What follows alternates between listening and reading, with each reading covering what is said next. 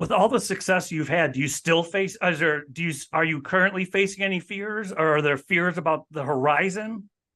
Man, I have to give you amazing props. You're such a curious person about the people that you talk to. I love it. I love it, man. Thank you. The answer is, thank you. Are you kidding me? I've been on a ton of podcasts and people just same questions. Welcome to the Idea Climbing Radio Show. We're coming live from 216 Creator Studio. You can find them on YouTube. Today, we're discussing how to get out of your own way and find your next big idea with Joey Drolshagen. Got that right. Joey's been featured on Fox, NBC, and CBS, along with being named one of the top business coaches in America for 3 consecutive years in the New York City Journal and Disruptors magazine. Joey is the coach for business owners. Utilizing his subconscious mindset training method, he helps business owners and realtors across America align their conscious and subconscious minds with their vision, transforming self-sabotaging behaviors while linking accelerating habits that lead to greater success. I hope you enjoy the show. Thank you for being here, Joey. I appreciate it. Oh, it's great to be here with you. What an opportunity. I'm looking forward to a really powerful conversation, Mark. We're going to have some fun along the way, too. That's yes, important. We will. I would love to start. We're talking about getting out of your own way to find your next big idea. As far as getting out of your own way, why are you so passionate about that? What's your story? I mean, did you have to get out of your own way at some point in life? I mean, what's the story behind getting out of your own way for you? Yeah, that's a great question.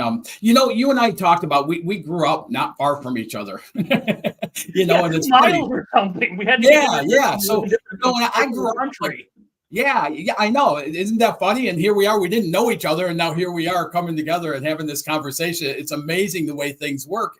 But I grew up in a very struggling blue collar family. I watched my mom and dad just, beat themselves and their relationship, just working as many hours as they could and just exhausting themselves to raise us 5 kids. I have 4 siblings. And I remember at 9 years old thinking, man, something's not right here. Like, you guys aren't doing this right.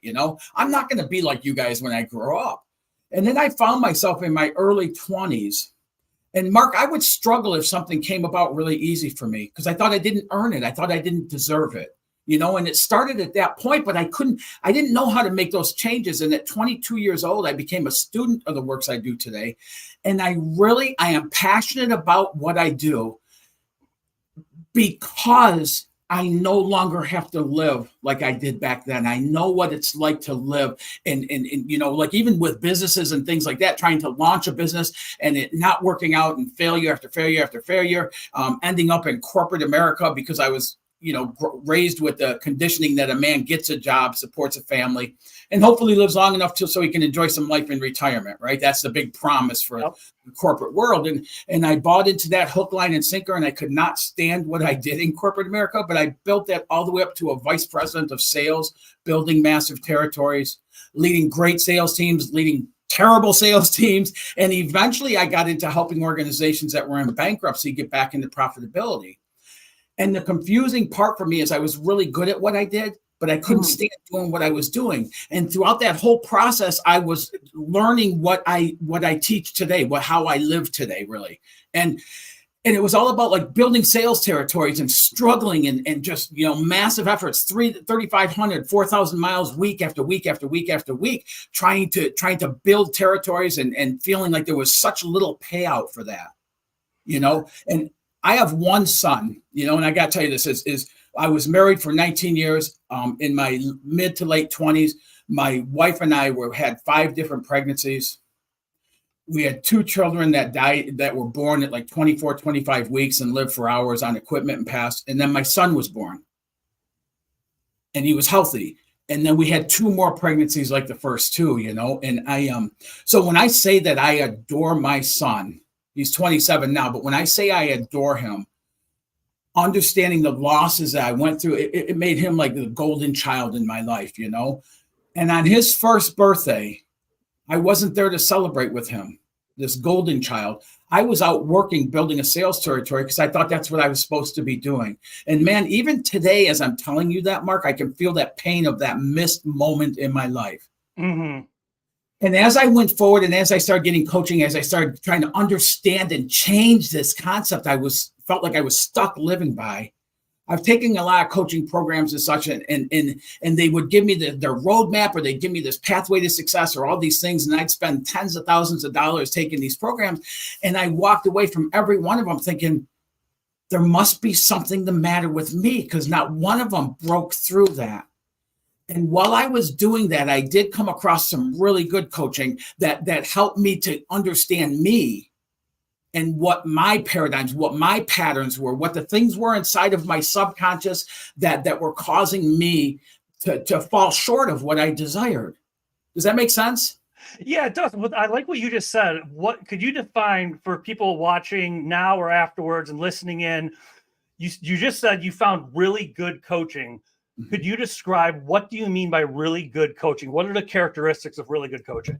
Absolutely. So, we all have these things where, if you want something, you got to put massive actions, and you got to take exhaustive efforts, and you got to be willing to trade off your life for it and this and that. Well, that's how I started out with coaching.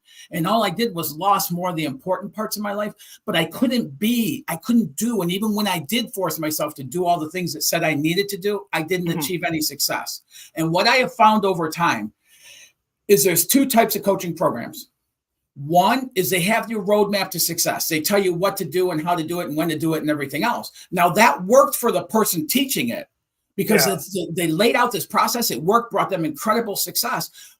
But less than 1% of the people following that person's roadmap ever achieve anywhere near the same amount of success. So as I learned this stuff and understood the differences, and in putting together, my Life Ignited Institute with the programs I've developed under the SMT method that we'll talk about, it's based on, we are all unique individuals. We all have unique conditioning within inside of us, which is our patterns, our paradigms, our habits, the things we've learned, even things we haven't firsthand experienced, but somebody told us. And we take that into our conditioning. And the subconscious is what triggers the brain waves to the actions we take or don't take. So if you're looking for a roadmap, it's going to be different than my roadmap. We can't follow a one-size-fit-all and get the same results. So in my SMT method, and everything that is behind how I coach, is every person I coach, it's a unique experience for that person. So I've laid out the pathway. There's a pathway we follow, and we all follow that pathway, but it allows for that to tap into that uniqueness of you. So when we're talking about your vision of what it is that you want to create, it's unique to you. It's not a vision that's stamped for every person. When we talk about developing systems of accelerating habits, they're unique systems that work for you and your modeling. They work for you and your vision, and they work for you and your subconscious conditioning. And so as I laid out the program and we start stepping into it, we start tapping into that conditioning, calling us limitation, which are going to be different for you than they are for me. But then we can shift those and change those and put more empowering beliefs in place in a very rapid pace to start bringing about results for you quicker. And the next person, go ahead. I want to talk about the SMT method we're going to talk about, and your coaching and everything. I'd like to back it up just a little bit. If you had to summarize if you had to summarize, how did you get out of your own way? What was that moment, or what was that program when you finally broke through and got out of your own way? There's a few different times of things that happened and stuff. Like I got to a point in my life, in my adult life in corporate America, I was so miserable. I started abusing alcohol to the point I had to reach out and ask for help. That was a breaking point for me. That point of being so distraught, so beat up, that I was willing to ask for help opened the doorway. That opened the doorway to every person I work with today. I cannot work with somebody that doesn't have an open mind. Somebody that knows what they know and I know, I can't do anything for them. Yeah. And I was like that for a long time. So that's one thing. The other thing is when I understood the subconscious mind. The conscious mind is everything we focus on and everything else, everything we want and all that comes. The subconscious is what holds the key, though, to our conditioning patterns, paradigms, and habits. And the subconscious is what triggers our brain waves to the actions we'll take and not take. So I get the opportunity to work with a lot of entrepreneurs who have a list of failures in their past. They're miserable in life right now, but they won't try and venture out into what they want because they failed in the past. And I help them use that failure as a stepping stone rather than a roadblock to learn from that, so that then we can go forward and avoid that happening again. That's one good example of that. I love you. You just said the word paradigms. That's something in a course I won't even mention, but I'm in a course right now that's something that was new to me. I'd heard the word. I didn't know what the heck it was until someone started to explain it to me. Could you dig in a little bit? What is a paradigm? How do you change it? Yeah, a lot of, I mean, realistic, the core of a paradigms really are habits. It's the things we kind of unconsciously do, the actions we unconsciously take. If you know, if you're trying to achieve something, you have a normal pattern of common actions that you will automatically inherently take based on your paradigms, based on your beliefs, your patterns, your habits, your condition, you know, all of that's built into the paradigms. And so what it is, and one of the things I work with people on, you'll understand this, is in order to get uncommon results, you cannot take common actions. You can't do the things that are coming from the programming. Is you have to take some uncommon actions. And in doing so, most likely you're going to experience a little uncomfortability with it. And I'll give you another example specific for entrepreneurs, if I could. Yeah, absolutely. If you look at the core of what entrepreneurship is, it's much more like a musician or artist than it is somebody coming from, you know, a logical engineering type of a world. Because entrepreneurship is about creation. It's about opening up to that creativeness of what it is you want to create and then going into it. But here's what happens. So many of us, for me, I'll say because of my corporate experience, we're conditioned and trained really to be strategic.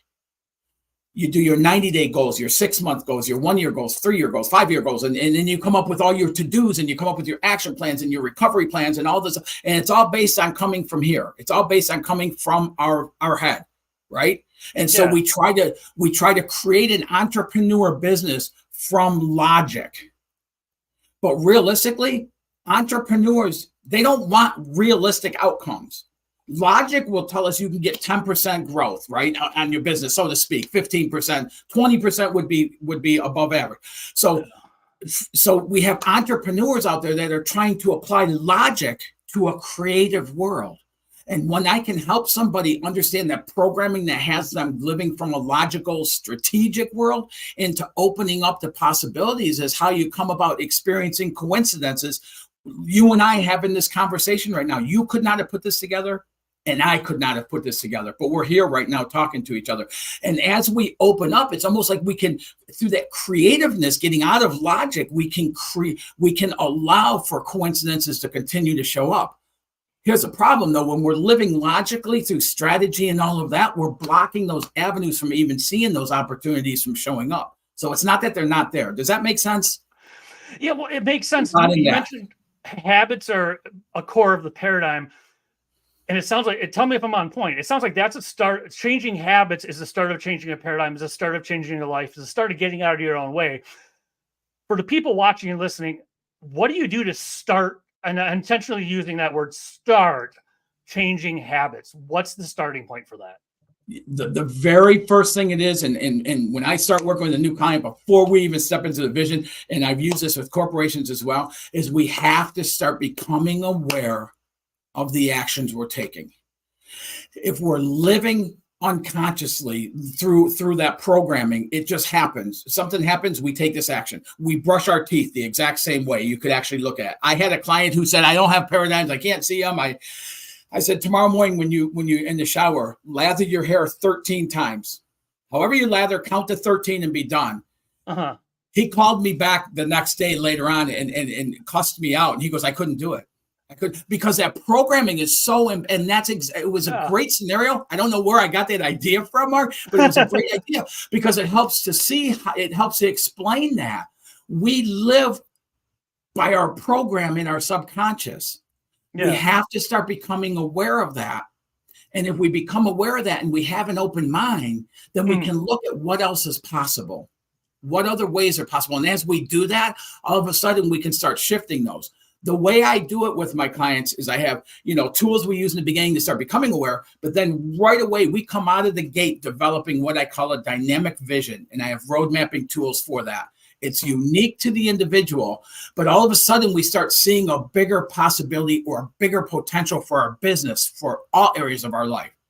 And then as we start moving into that, we'll bump up against those patterns and paradigms. We have to, because that's what's holding us short of them. So when you start changing habits, how do you solidify the change? 'Cause I mean, I've done it. I think most people have done it where I'm so happy, 24, 72 hours. I'm so happy. This is great. Boom, fourth day back into habit. How do you cement a changed habit once you start changing it? We keep the best way to do that is a great question. The best way to do that is to continue building on that. So if we change something and then we just move forward, eventually we're going to falter back, and but if we change something and continue forward momentum, that change will lead to other change and other change. Not that it never happens. You take somebody who's in a negative mood all the time, and then you help them to cheer them up, and unless they do something beyond that, they're going to go back to that old model. So it's that continued growth. And what's funny about that is it's almost like as you start that process, it's how I've been able to help companies from $7.5 million a year revenue within 12 calendar months to go to $23 million a year in revenue. It's just phenomenal. And it's all about, it's not really baby steps, but it's all about letting the problem, instead of searching, and we do so much searching for what's the matter with me. All we got to do is move into that other side and start becoming more expansive, and we'll find out the areas we have to shift and we have to change. Well, what do you mean by more expansive? Well, okay, so somebody who runs into something where they where they're afraid to pick up the phone, right? I mean, how many salespeople do you know that it's a 10,000 pound phone to pick that up? Yeah. So when we get to that point and we get to start picking up the phone and it reduces that fear, then we can take that into that next level of, okay, now how do you expand all of a sudden your audience of what you're doing, or how do you expand what you're getting out of that call? Oh. How do you get more out of each call you're making? Yeah. Make sense? That makes perfect sense. And so is that become a new habit that gets replaced as the habit? Well, that's ultimately as part of that, you start becoming aware of it. You start putting different actions in place. And ultimately what I help each client do is develop a systems of accelerating habits. So we find out what things really work for you, what things, you and I having this conversation is exciting to me. We get to talk about this stuff and everything else. So what things can we do that are like that we can do more often, and forget doing all the things that we can't stand doing? Now, for a salesperson, picking up the phone is one of the things you have to do. So what we do is we shift perceptions on that, and we get that in a way where it becomes a game. One of the things I did, because even in sales, as big a territories as I built, I did not like picking up the phone. But what I would do is get myself into this place where I'm going to go for 10 no's today. I'm going to call enough people where I get 10, I'm not interested. And what happens is I start calling them and I get to 4 or 5, 6, and all of a sudden somebody goes, yeah, I'd be interested in meeting with you. And it's almost like, oh man, I wanted to get another no, and all of a sudden we turn it into that, and it becomes something. It takes the weight out of it takes a weight off of from the subconscious as far as what we're doing. And then all of a sudden you get that success. The next calls I start making become more exciting because I'm going off of that success going forward. So that's what I mean about building successes off of other successes. So the successes become a new habit. Would that be right?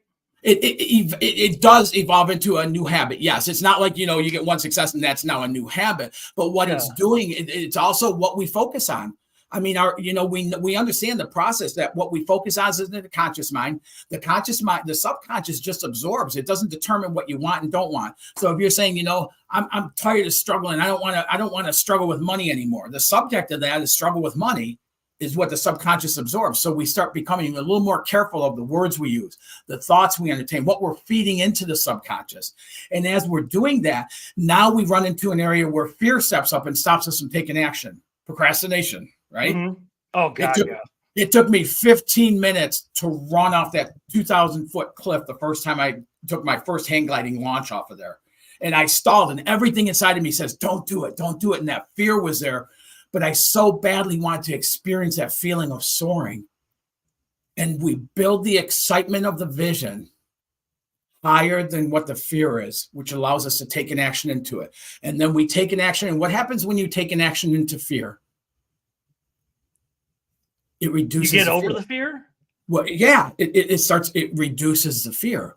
So you think about how I'm talking about successes. We take an action into our fear. and we get a success out of that, that even just taking the action reduces the fear. And then we take more actions into it. And eventually it's no longer a fear. Eventually now I can go up there, strap on a hang glider, and it's within a few seconds run off, and knowing what's going to happen beyond that, because fear is just the unknowns is all it is. Well, you had mentioned focus a few times and shifting focus, and then it leads to action. If someone realizes, okay, I have a negative focus or whatever it might be, whatever, a bad habit, how do you start shifting focus when you're aware of I'm thinking about the wrong things? How do you shift out of that? Because it could seem like it's just like people can get stuck. Business, another sidebar here, but I'll answer that is, I get a lot of business owners who come to me and say, I'm struggling on business. And I go, why do you think that is? And they'll blame the interest rates, or they'll blame, the economy, or they'll blame where they're at, or they'll blame anything outside of them. But what I know is our success. I mean, there's businesses who thrive in a down market, just higher levels than they've ever achieved. And then there's businesses who struggle in a boom. So it's not the economy or things like that determine it. It's how we see it. It's our perceptions. So, and that's a major part of what I do, is help people see they have other options other than the perception that they're choosing. So and all of this stuff works in combination. I'm not jumping track right now. It's just all of it works together. So when somebody has fear, or they have something going on that's blocking them, a paradigm, what we do is we look at what that is, and we come up with different perceptions for that, of different ways of looking at it, and which then leads to implementing new actions, and then supporting and being right alongside with and helping them through those actions opens up the opportunities. So what's the turning point when that moment in time where they're going this way and they shift perception to take new actions? How do you create that shift? I help them. One of the a really good example I can give you for entrepreneurs. Yeah. Because even though we talked in entrepreneurship is a creator type of a process, right? It's things like that. So is one of the things I'll do is take somebody who's struggling to grow their business, and I'll have them stop taking actions. Okay. You think about that for an entrepreneur who's struggling getting their business going, to actually slow down and take less actions. That's almost impossible to do. Yeah. In doing so, though, and it doesn't have to be a long period of time, but in doing so, it allows us to realign. And then we have the vision that I start out with, that we realign to the vision versus what our human eyes see going on around us.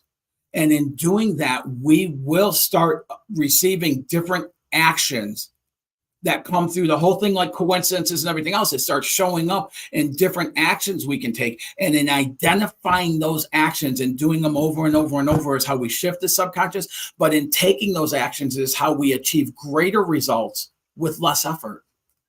Do you give them the actions to take, or is it something that comes to them because they take a step back, they realign? How do they know what new actions to take or actions to change? Because especially as an entrepreneur, it's their company. They can do whatever the heck they want. They don't have a boss like, I can only do these 3 things. I can do 100 things. Yes. How do you know what actions to have them start taking? And what I tell every client I work with, I don't have your answers. Yeah.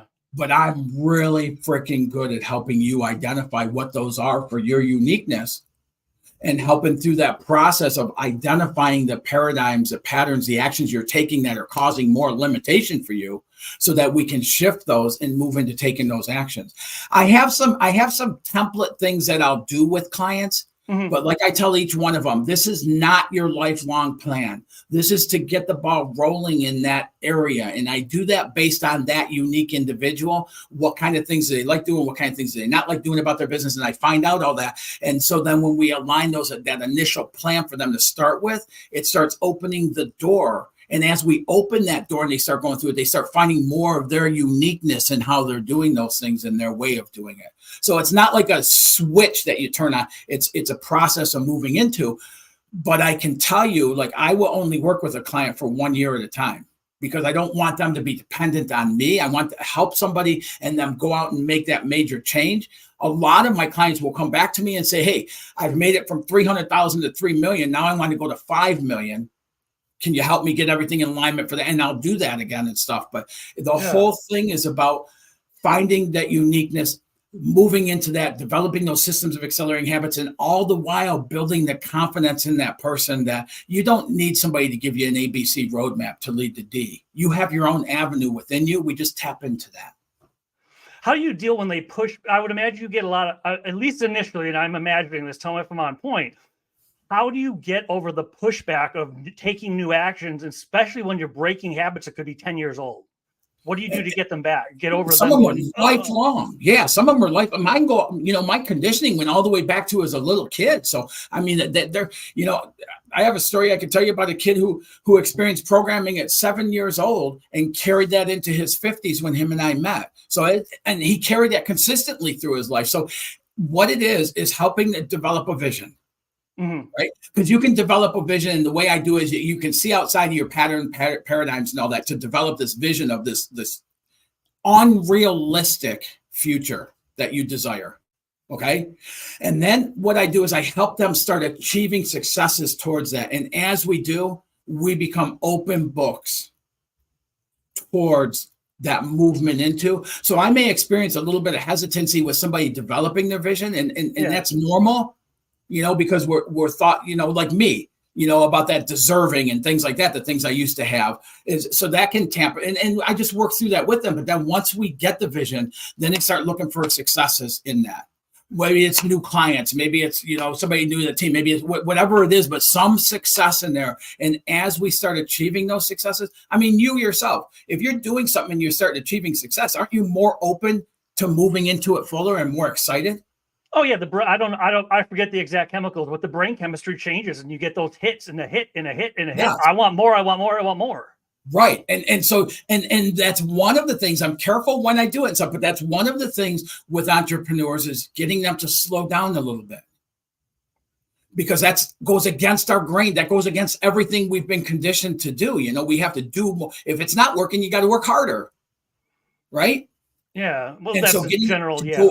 Getting them to go against that, I got to build success. I help them find successes even in that, to where they start opening up to that. And that's what ends up leading to people growing these huge corporations, their businesses, enterprises, whatever it is their desires are, and doing it with less effort. If I said to most entrepreneurs when I do workshops, do you believe that you can achieve unrealistic growth in your business in a 12-month period and have more freedom of time while you do it?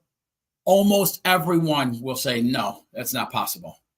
Yeah. But I've been able to show in almost 1,000 clients' lives over the past decade where that is. That person that went from 7.5 to almost 23, right about $23 million in 12 calendar months, mm-hmm. That was the only year of her adult life.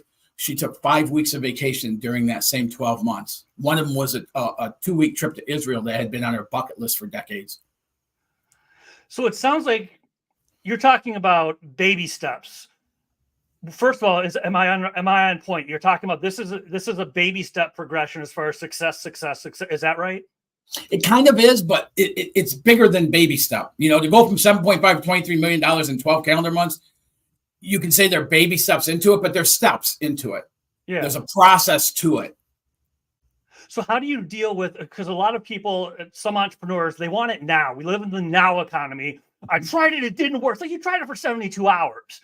How do you deal with letting them know you're going to have a progression and get them to not expect it now? Or I said it wrong. It's not you come, if I hear you right, you don't come here and just go, boom, I'm fixed. It takes some, even if it's 12 months and whatever $1 million, how do you get them to accept that it takes steps? You're not getting it tomorrow. One of the ways I do this, and I didn't have this in coaching, and all the coaching I've done and stuff, I didn't have this, but I will only work with 12 clients at a time, Mark. And the reason I do that is because I'm not a coach that talks to somebody once a week. If you and I are coaching together, you have my phone number. If you run into something, I want you to reach out right then and we work through it. And you have somebody right there at your side for the whole time we're working together to help you achieve that. And I do that because they get greater gains in doing that. And then they can reach out to me and go, man, this should have happened and it hasn't happened. And I can go, okay, well, It's 3 hours after we talked, but let's talk about, and I'll help them get in alignment with that and start looking at that differently, and not that it's like it can't happen. Things can happen as quick as we allow them to, really. But we are typically doing something to block that and hold that off. So I help them identify what that is. We make that shift and they start moving forward. Now, one of the things I'll say is if somebody said, I want to get $50 million more orders this week, I would tell them, I don't believe you think that's even possible. And if you don't think it's possible, it can't happen. When I talk to people about growing their business and opening up their free time, if they don't believe it, it can't happen. But I have 1,000 people I can have you talk to, almost 1,000 people I can have you talk to that's happened for them. And so it's really helping people believe more into what it is they want, that it's possible for them. Is the process, because we mentioned it before and I want to make sure we cover it, is all of this, or at least some of it, the SMT process? Could you explain that a little bit? Yeah, this is all. So the SMT method is subconscious mindset training. It's all about retraining the subconscious, because that in the subconscious is what triggers the brain waves to the actions we take or don't take. So if we can reprogram that, we start taking different actions. So if we come from a belief that it's not possible to grow my business and have free time, and we can shift that to opening that up to there is possible, that we, in programming that subconscious, it'll start triggering different brain waves to the actions we take or don't take. So that allows us to start expanding into things. So one of the things, and I don't say it much because I think it gets misunderstood, but we all have an unrealistic vision that we want to achieve in our life. Yeah. But our conditioning will only allow us to take realistic actions. So it's impossible to ever hit that unrealistic realm. It's impossible for somebody who's only willing to take realistic actions to ever achieve that kind of growth from 7.5 to 23 million or 300,000 to 3 million or on and on and on. It's impossible to ever achieve that. So it's all working together. And one of the things I have found, whether it's corporations in bankruptcy getting back to profitability, to the new entrepreneur who really wants to grow his business and doesn't know how, to somebody who's been struggling to do so, is that vision becomes our reality. We live with that vision like it is our reality. And in doing so, we cannot help but to bring that to fruition. So how do you create a vision for unrealistic expectations? They have all this programming from childhood. They don't really believe it. I know that's true. If you don't believe it, forget about it. It's not going to happen. Yeah. How do you create, what's the process for creating the vision? Yeah. I have this unrealistic thing. You're going to help me out. What's the process for creating a vision? Yeah. And the first thing is helping each client that I work with to expand into that unrealistic vision, right? The guy that went like in the 15, 20 weeks I worked with him and stuff initially, he went from $34,000. The guy went from $34,000 a month. All he wanted to get to was $50,000 a month, so he could start tickering down the line of credit he had been living off of to cover that gap between his expenses and revenue. Within 3 months, he went from average of $34,000 a month to over $250,000 a month. Now, when he went above $50,000 and got to 70, all of a sudden, he was more open to that. I finally got him to settle a vision of $175,000 a month. So when he surpassed 50 and went to 70, he was instantly more open to that. As he did that, he went to 250. And he's the guy that came back to me and said, man, I want to get to $500,000 and I want you to help me get things in line. The vision is all about, one of the things when we have visions, one of the things we're taught in goal settings is to set your 90 days, 6 months, 1 year, all this and that and everything else. But if you try and set a vision for even a year from now, Mark, it's going to be so tied to your current situation, circumstances, and conditions. It can only get so big. So one of the things I do when I'm working with people on setting visions is I look out years. Because if you talk 5 years out, let's say, in 5 years, your whole life could be different. Everything could be different. So we can use going out there to widen the potential of that vision. It doesn't mean it needs to take that 5 years to come to reality. It means we can go out there and broaden that vision like that. And forget about the go on. How do you do that when you say widen the possibility or widen the vision? When we talk the vision, we talk 5 years out there that we develop the vision. If you're like right now, if you're 5 years out from where you are right now, and what does your life look like? You start describing that vision of what it is, that end point you want to get to. You'll see a much bigger potential than you will if you look out 1 year, right? Mm-hmm. So we're taught in logically to think out a year, 2 years, things like that. When we look out beyond that, we can develop a bigger possibility for what it is we desire. How do you overcome the roadblock of logic? That is one of personally, that is one of my hardest things that I've worked on and still continue to work on. And it's one of the hardest things for my clients, because when something's not working right away, we want to go back to logic. We want to go back to applying strategy. We want to go back to, and sometimes I'll call this like my thinking mind. I'll call it my antichrist, because what it does when I'm living through my mind and my strategies and my best thoughts, it can only get me so far. Yeah. But when I get into that place of allowance, when I get into that place of the flow, I call it flow state. When you get into that place, everything can be working for you, and I can open that up. But I can't live through my logical mind and through that at the same time. I have to choose one or the other. So for me, I play games with it. There's times I'll play pickleball 12 to 15 hours a week. And I kid you not, in doing so, I got to a point of frustration after COVID and things like that. And it was like, you know what, man, I'm doing everything I can do. I'm working weekends and evenings and all this stuff, trying to do this stuff. And I went back to logic. And it's like, I can't stand doing this anymore. Like, and I'm sure entrepreneurs, a lot of them would say it's almost to the point where it's like, is this worth it? Versus having the job and you go there 9 to 5 and you do your work and you get your paycheck. And, and so I was struggling with that a little bit. And I finally said, you know what? I freaking quit. I quit. I'm not doing anything. And exactly what I'm talking about with entrepreneurs. I stopped to fill that time. I started going to the gym more. I started going to I was playing pickleball 12 to 15 hours a week. I was out there every day, got to know a lot of good people and stuff. In doing that, I ended up going from 3 to 12 clients that came out of the blue. People showed up from referrals. They showed up from a podcast I did 2 years ago. They show up from a referral from this person or that person. And I crossed paths with them, and somebody I was playing pickleball with, or somebody came across here or there. And within a very short period of time, my business boosted up like that. And so today, and it's not pickleball. I mean, I love pickleball. I love to say, just go out and play pickleball. But what it is, I got me out of the way. So how do you get into flow state? Exactly, with all the tools I'm talking, that the things we're talking about right now, with the vision, with stepping into the vision, with determining those systems of accelerating habits, not what do I think I need to do? What am I really good at doing? I'll give you an example. I work with a lot of realtors. One of the things you see a lot of is realtors doing live on social media, right? You ever see somebody doing a live and you can tell they're uncomfortable, they can't stand what they're doing, that they're doing it for some other reason other than a joy, right? Yep. How long do you listen to those people? I'm scanning to the next post. I do too. I feel bad for them. And I just kind of, okay. Now, have you seen somebody, when you turn the camera on, it's like they come to life. They're there, they're comfortable, they're home on that camera. And how long do you listen to them? Until they shut it down.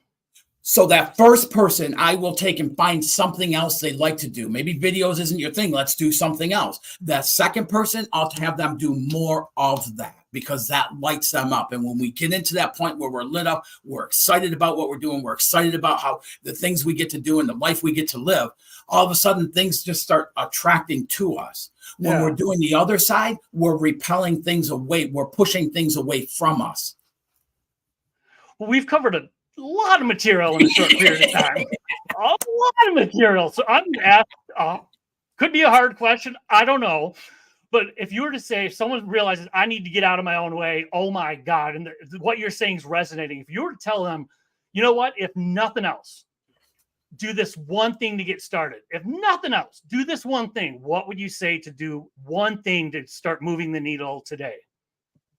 I would tell them, other than awareness of the actions they're taking, is I would tell them, look out 3 to 5 years. What is it you want? And start defining that, literally writing it down on paper. When we document something, it takes on a deeper meaning. It has, we're more attached to it by doing so. And start writing that out in as much detail as you can, as much clarity as you can. Clarity is power.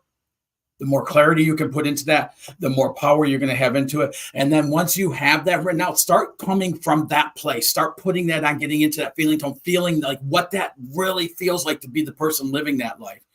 As you do so, you'll start noticing a change in how you feel about your situation, circumstances, and conditions around you.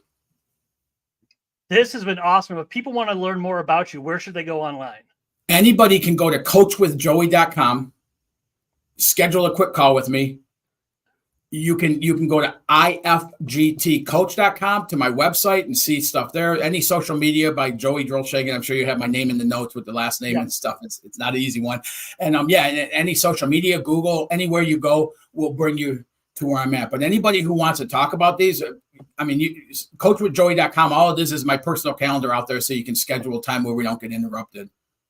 Awesome. And for people out there, if you want to recap or you tune in a little bit late, ideaclimbingradio.com. The entire episode will be up there within a day after this. Thank you so much for the time, Joey. I appreciate it. This has been awesome. It's really enjoyable, Mark. And scene.